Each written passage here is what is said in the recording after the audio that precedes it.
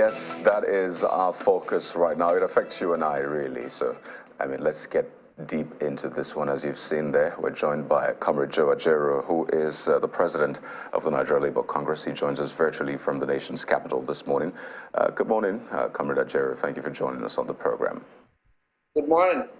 Well, a lot of Nigerians were looking forward to that date and to see what was going to happen. But just in the nick of time, Labour says, well, we're suspending this. That's the term used usually. We're suspending this for 2 weeks to watch how the cash flows. Maybe that's why it's called liquid anyway. See if it flows well, and then we'll make a decision on that one. And give us a benefit of behind the scenes. What were the issues discussed? What were the compromises that Labour had to reach? What was presented to you by the federal government? I know you had that meeting with the CBN and the Minister of Labour as well. So what kind of assurances did you get?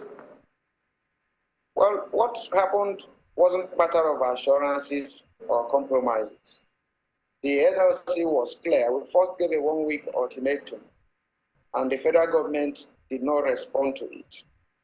We now met at a neck level and gave a further ultimatum of another 1 week.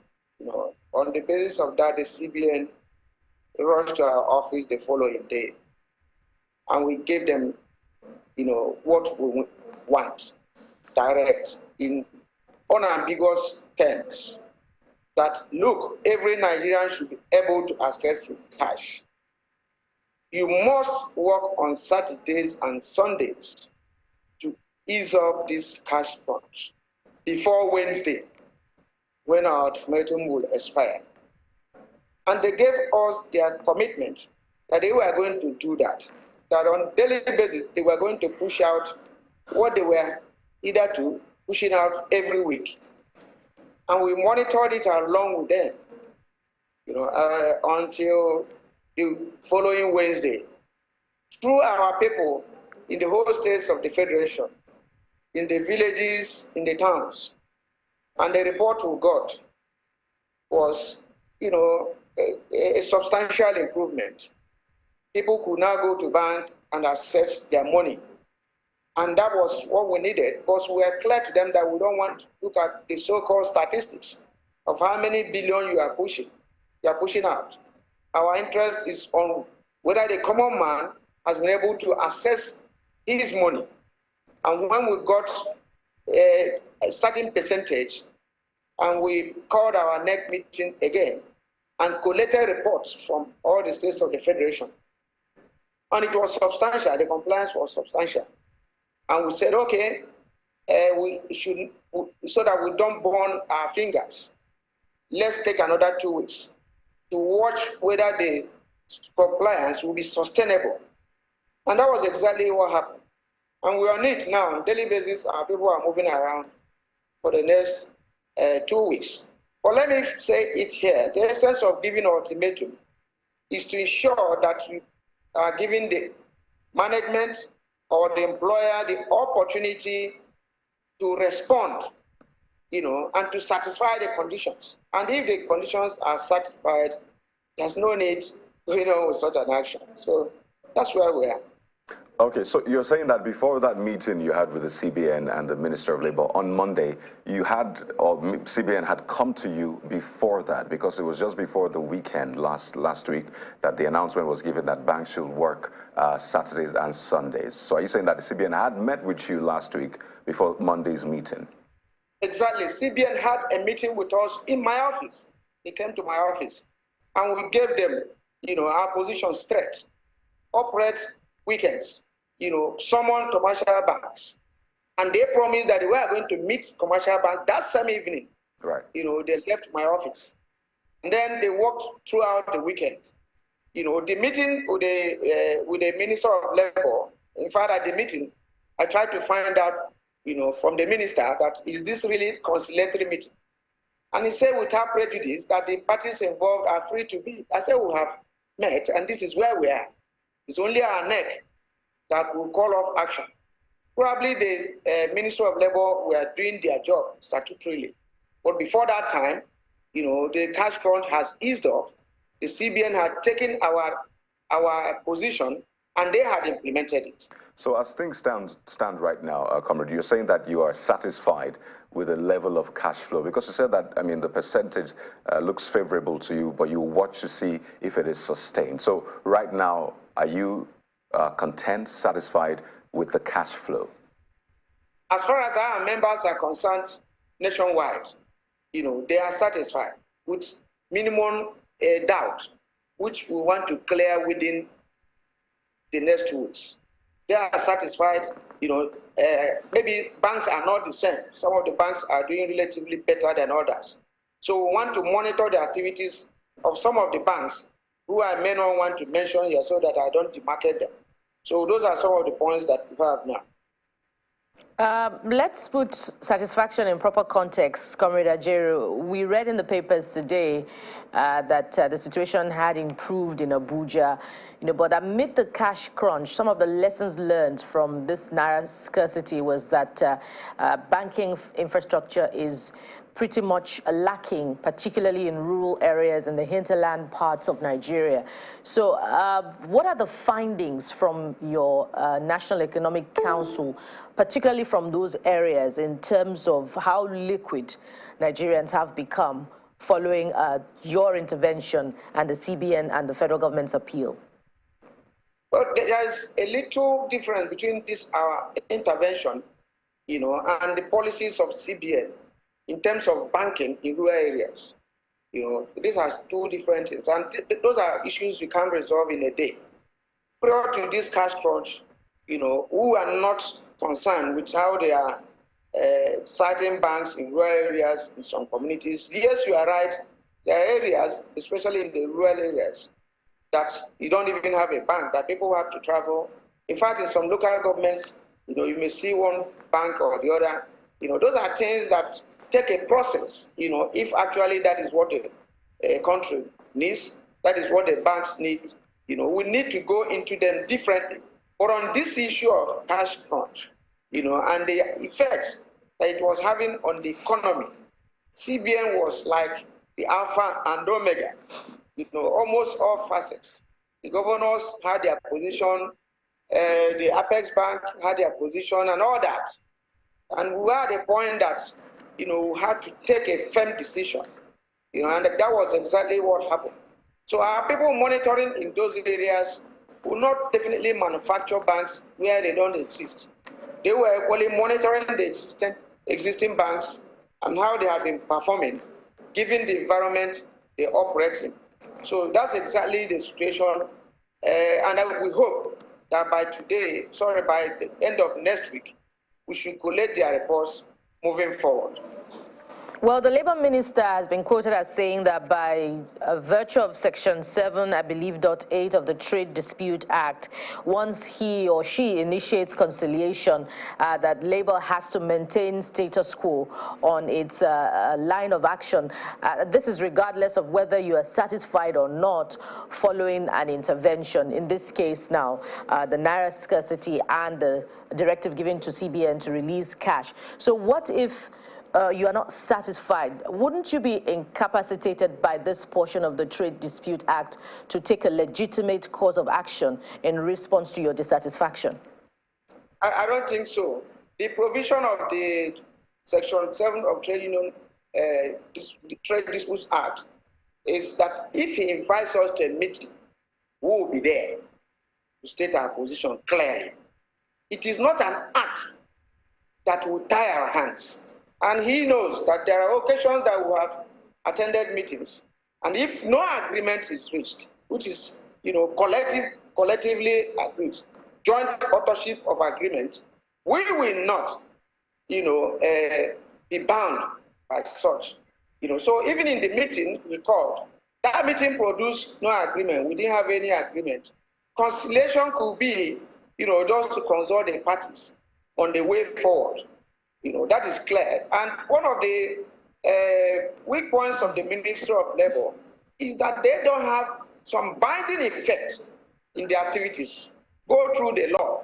In some of the even agreements we have in employers or employees, if they don't obey it, the Ministry of Labour, by the act, unless it's amended, is seen as almost a toothless bulldog if they don't abide, any of the parties, the Ministry of Labor hires will be to refer the case to either arbitration or to industrial court. So that is it. It's not like that this section compels labor, that they must. Yes, we have to answer him. We have to be there. We have to state our case based on their intervention.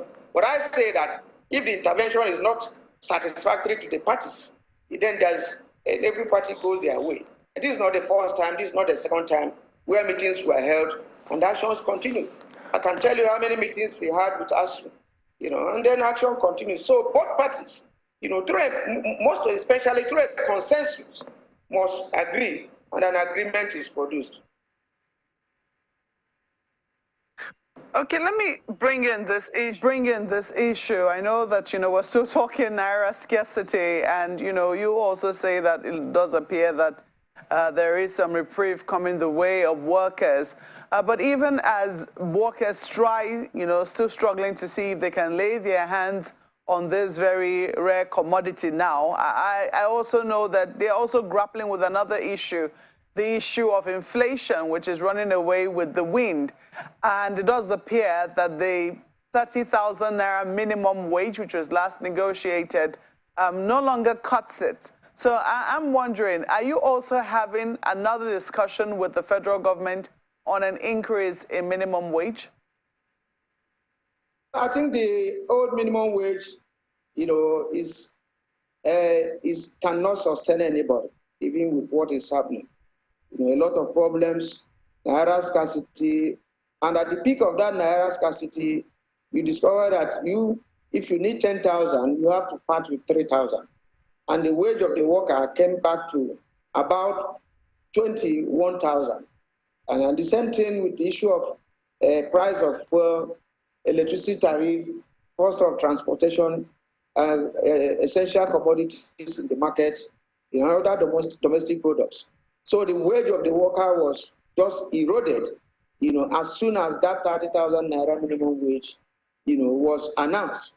But we had a challenge, of having maybe 4 or 5 years, reopener clause in the negotiation of the minimum wage, which we are getting ready now to go into. But I listened to the minister when he was talking about deregulation and wage review. The two are not related, and it's better we make it clear. If we must go into a cost of living analysis on our wage situation, then we should be thinking of something else. But if the federal government is thinking of wage award, like the Dodger Award, that would be highly welcome, at least to cushion the effects of what is happening now. Ordinarily, by now, the federal government would have done that in consultation with the unions, NLC, TUC. But as of today, there is no such. We have been hearing political statements on their intention, and we want them to, put this into reality. That's the way we are. That's where we are standing as of today, as of this moment. Well, I do know that this conversation started sometime last year, and it was the federal government that started it. I think the federal government was making plans to review the minimum wage. It was the Minister for Labor, Dr. Chris Ngige, who actually brought up this conversation sometime in September last year. So I'm wondering, because you have said that you are, held back because you have a 5-year reopener clause, beg your pardon. So I'm wondering, how do you think this is going to happen? Since right now, the conversation is also coming up in the light of an imminent removal of fuel subsidy. People are wondering how that is going to, pan out. And also the fact that inflation, is still something that people are still struggling with. So I'm just wondering, how do you intend to get round that? Do you intend to seek clarification from the federal government as to, what exactly they're thinking about with this wage increase? Well, I think I wouldn't know, because he didn't come out with, what they have in mind.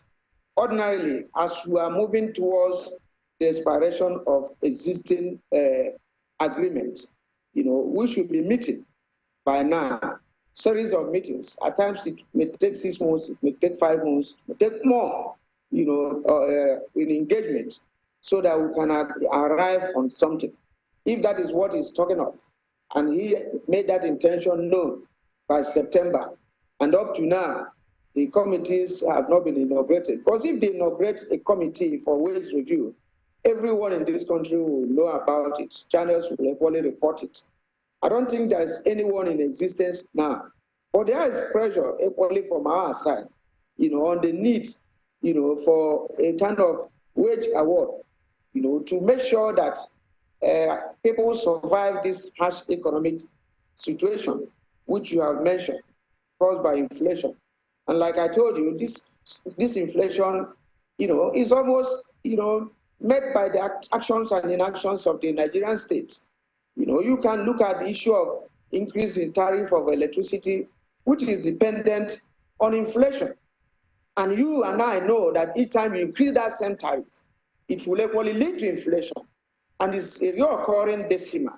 So some of their actions and inactions, cause this inflation.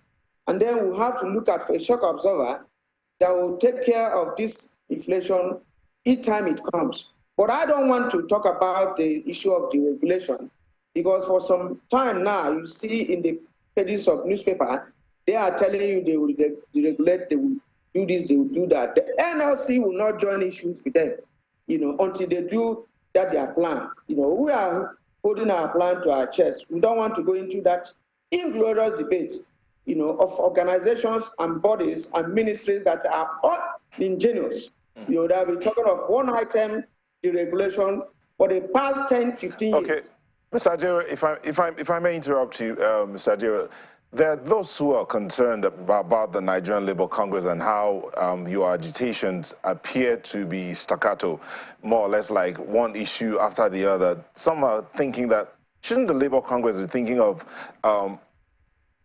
seeking and pushing for establishment of institutions, so to speak, where it's not like every 2-3 years, every 1 year, every 6 months the Labour Congress is coming out to protest, but the Labour Congress is holding the government and leadership accountable consistently, not like today we are pushing for this, tomorrow we are pushing for that.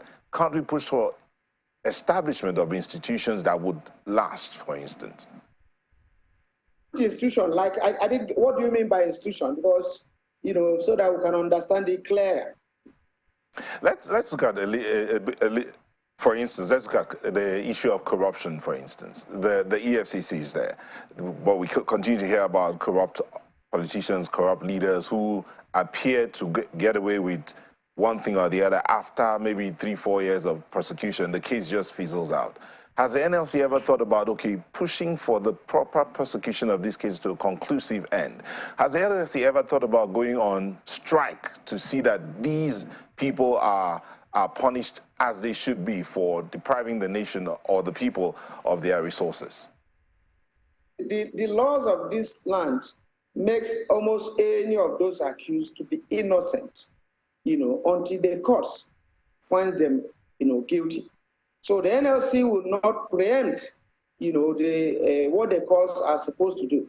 But even in all these institutions, the NLC is not represented at any stage. So they wouldn't know what is happening in some of these institutions. We mentioned the EFCC, maybe the ICPC and whatever. The NLC will not interfere with their work. They have been given the appropriate legal backing. The administrative organs of all these other areas, are to work to the end. While NLC concerns itself with its responsibility. But in instances where probably the court or the legislative organs discover that they have outlived their usefulness, the government that appointed them knows what to do. Because I don't want to give the NLC, more jobs than is given to them by our principals, and our principals are the workers. If at the next meeting of the NLC, certain decisions are reached, and we agree that that we should take ABCD action, we will do that. But we will not like to be manipulated by politicians one against the other. Oh, this person is a corrupt person, you should go and protest against it. That is why, that area we are not moving into it. However, if we have an insight what is happening in those areas, or assuming our members sit at the board of such organizations, they should be able to brief us on what is happening, and we will be able to take a current position. If you are looking at even the issue of corruption, have we looked at the level of unemployment and underemployment that is taking place? Have we looked at governors that owe salaries for 20 months, 30 months that are not paid, which are left for the NLC alone to fight? These institutions you are talking of, when workers' salaries are diverted, does the ICPC and the EFCC go and query such governors and others? So those are institutions, and they are serving the purpose, which they were set for. Right. Comrade Ajero, we're winding down now, and I just want to wind down on this note. In about 2 months or so, Nigerians will be seeing a new administration. You had said, you had a conversation with Mark by saying that the Labour Union owns the Labour Party or the Labour Party movement. The candidate of the Labour Party did not win in this election. How is the Labour movement, Labour unions, gearing towards this new administration? What are your expectations? Would you be working actively together with this coming government? Well, the matter of whether the candidate of the Labour Party won or not is left for the cause now. They have moved to the stage of the cause. So we do our job. Even if the Labour Party candidate had won the election, the NLC position will not change on issues fundamentally. On issue of deregulation, on issue of wage of workers, we've been able to draw a line between, how we function as NLC and how the Labour Party, formed by the NLC, should operate. So anybody, any administration that, extends their hands of fellowship, we will work with them, we will maintain our position, because ours is a kind of worker-centristic administration. So all those issues that affect the workers and the Nigerian masses will be pursued vigorously by the NLC, notwithstanding, the people in government. So that's our position, that's our mantra, and we'll have the workers' charter of demand, which we are pursuing, which as presidential candidates, whether APC or Labour Party, we handed over the workers' charter of demand to them. So we are going to pursue it and work with them. Right. But if they decide not to work with us, so be it. I'd like to thank you so much for your time, Comrade Joe Ajero, President of the Nigeria Labour Congress. Clearly, we'll be speaking with you again in like a week when that ultimatum ends to get an update. But thank you so much in the meantime. Thank you very much.